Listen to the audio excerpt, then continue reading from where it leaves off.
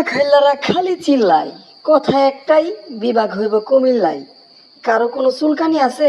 চুলকাইব কিল্লাই, আমরা নোয়াখাইলা এল্লাই, কিন্তু কুমিল্লা বিভাগ হইব কিল্লাই। তাইলে কুমিল্লা জেলার ইতিহাস সম্পর্কে একটু শোনো।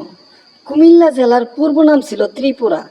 ত্রিপুরা রাজ্যকে ভেঙে কুমিল্লা, বিবারিয়া, চাঁদপুর অংশকে 1790 সালে ত্রিপুরা জেলা গঠন করা হয়।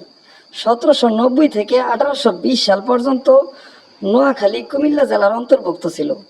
1821 সালে নোয়াখালী কুমিল্লা থেকে আলাদা হয়, নতুন জেলা সৃষ্টি হয়।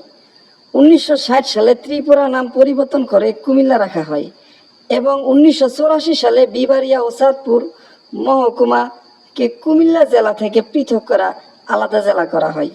সুতরাং কুমিল্লা জেলা প্রতিষ্ঠিত হয় 1990 সালে, যার পূর্ব নাম ছিল ত্রিপুরা।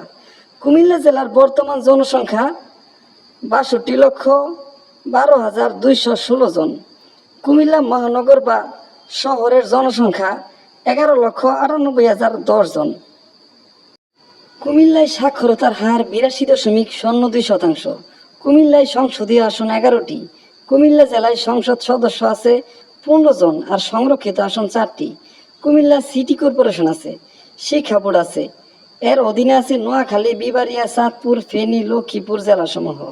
কুমিল্লা জেলা হয়েও 1962 সাল থেকে 1995 সাল পর্যন্ত দৈর্ঘ্য 33 বছর কুমিল্লা শিক্ষা বোর্ডের অধীনে ছিল চট্টগ্রাম, কক্সবাজার, রাঙামাটি, খাগড়াছড়ি, বান্দরবান জেলাসমূহ।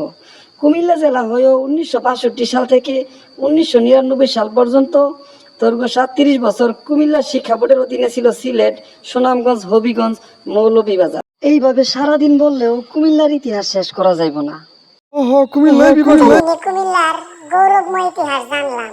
অহন থেকে আমরা সবাই মিল্লা জিল্লা, বিভাগ হইব একটাই, নাম তার কুমিল্লা। আমার মাথা দিহি চুলকায়।